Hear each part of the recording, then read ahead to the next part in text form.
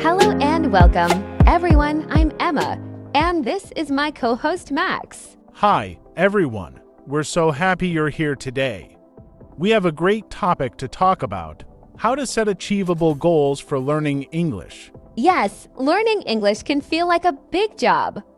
But when you have the right goals, it becomes easier and more fun. Absolutely. Let's start with something simple. Emma, what do you think makes a goal achievable?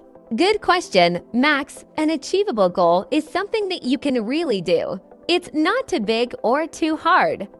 For example, saying, "I want to be fluent in English tomorrow" is not achievable.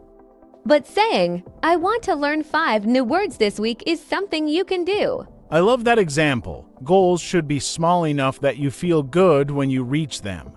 But they should also help you grow.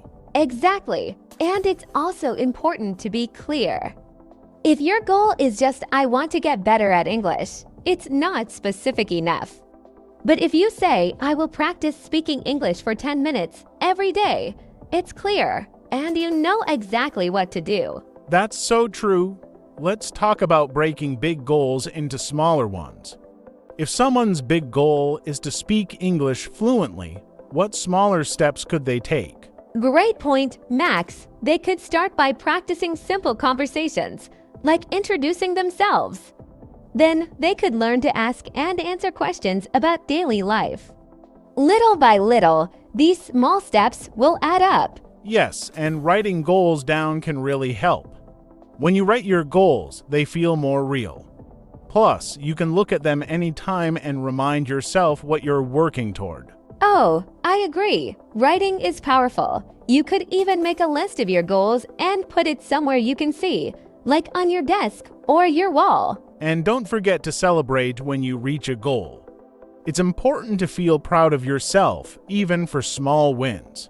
Absolutely. Maybe you can treat yourself to something nice, like watching your favorite movie or eating a special snack. When you complete a goal, Let's also talk about the time it takes to achieve goals. Some people want to learn everything fast, but learning a language takes time. yes, and that's okay. It's better to go slowly and really understand than to rush and forget everything. A good rule is to practice a little every day instead of trying to do too much at once. That's a great tip. Another thing that helps is to set goals for different skills. For example, one goal for speaking, one for listening, one for reading, and one for writing. Yes, and it's good to think about what you need the most. If you want to speak with people, focus more on speaking and listening. If you need to write emails, focus on writing and reading. Right, learning English isn't the same for everyone. Your goals should match what you want to do with the language. And don't be afraid to change your goals if you need to. Sometimes we start with one plan, but then we realize we need to do something else. That's okay. Totally. Learning is a journey, and it's okay to adjust as you go. Now that we've talked about what makes a goal achievable, let's dive deeper into how to create goals that really work for you.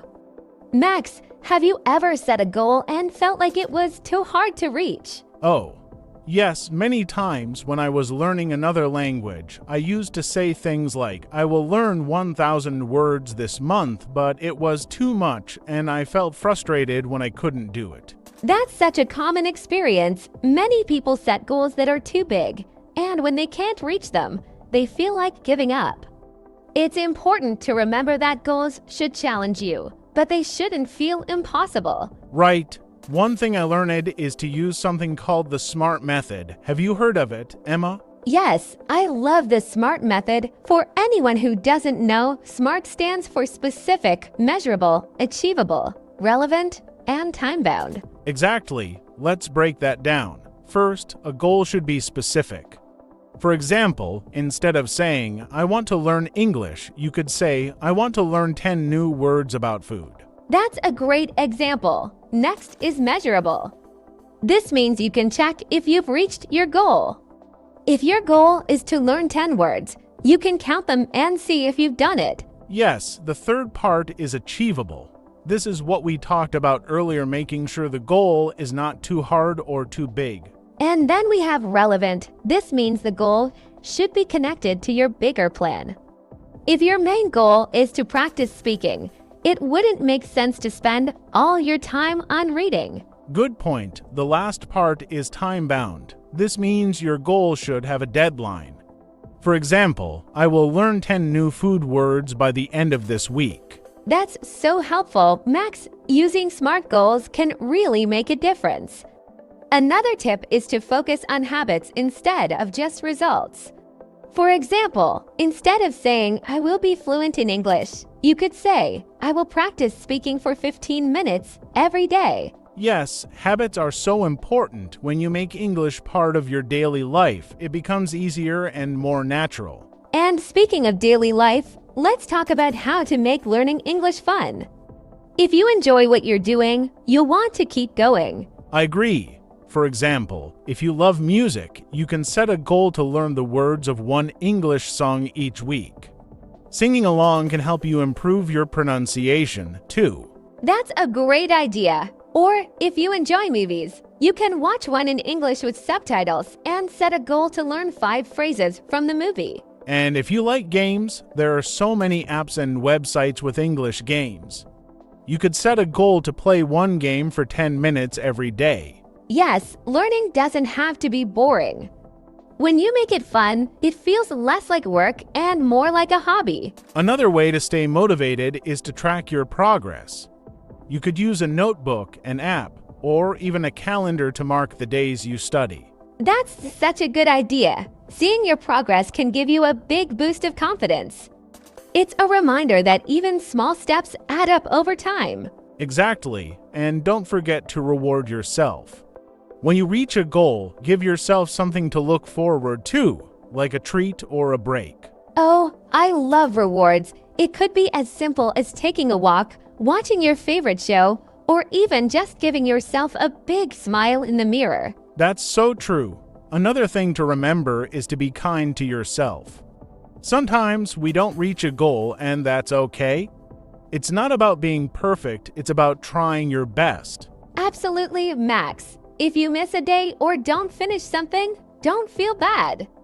Just start again. The important thing is to keep going. And you don't have to do it alone. Find a friend, a family member, or even an online group to share your goals with. Yes, when you share your goals, other people can cheer you on and keep you motivated.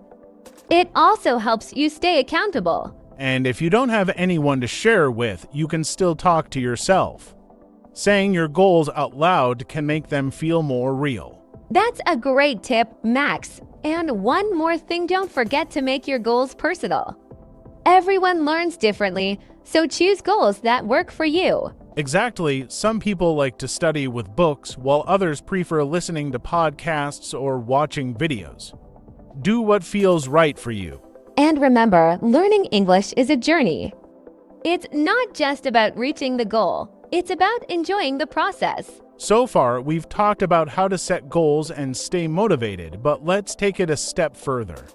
Let's explore how to stay consistent and deal with challenges when they come up.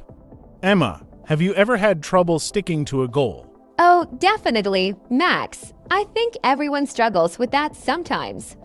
One of the biggest challenges is finding time.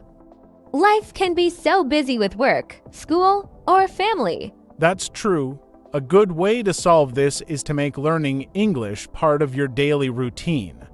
For example, you could listen to an English podcast while you're walking or driving.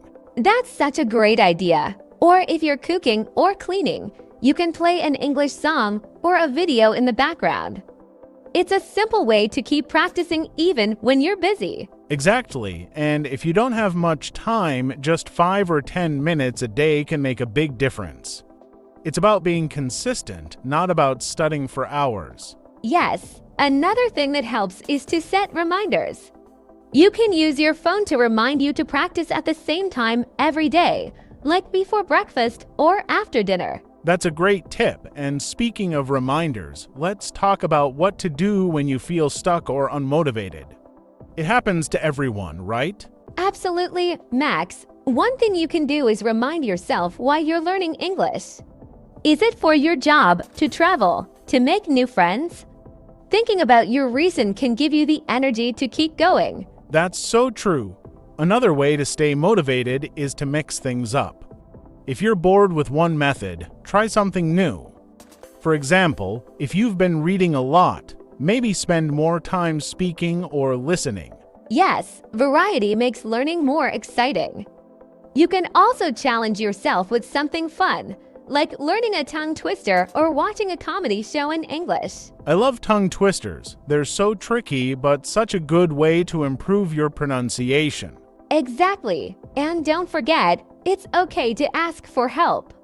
If you're having trouble with something like grammar or pronunciation, you can ask a teacher, a friend, or even look online for answers. That's a great point. There are so many free resources like apps, videos, and online communities where you can learn and ask questions. And if you're feeling shy about speaking English, start small. Practice saying just one sentence a day, even if it's to yourself in the mirror. Yes, and don't worry about making mistakes. Mistakes are part of learning. Every time you make a mistake, you're getting closer to understanding. That's so important. Max, mistakes show that you're trying, and trying is the only way to improve. Another tip is to reward yourself, even for small efforts. If you practiced for 5 minutes today, that's a win. Celebrate it. Absolutely. And remember to be patient with yourself. Learning a language is a big journey. It takes time, but every step you take brings you closer to your goal. And speaking of steps, let's not forget the power of reflection.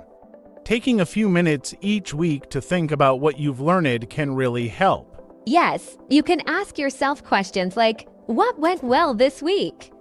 What was hard? What can I do differently next time? It's a great way to keep improving. And don't be afraid to adjust your goals if you need to. If something isn't working, it's okay to change it. Learning is personal, and your goals should fit your life. That's such an important point, Max. Your goals should make you feel excited, not stressed. If you're feeling stressed, it might be time to simplify or try a new approach. Exactly. And remember, you're not alone. Millions of people are learning English just like you. You're part of a big, supportive community. Yes, and that's something to be proud of. Every word you learn, every sentence you say, it all matters.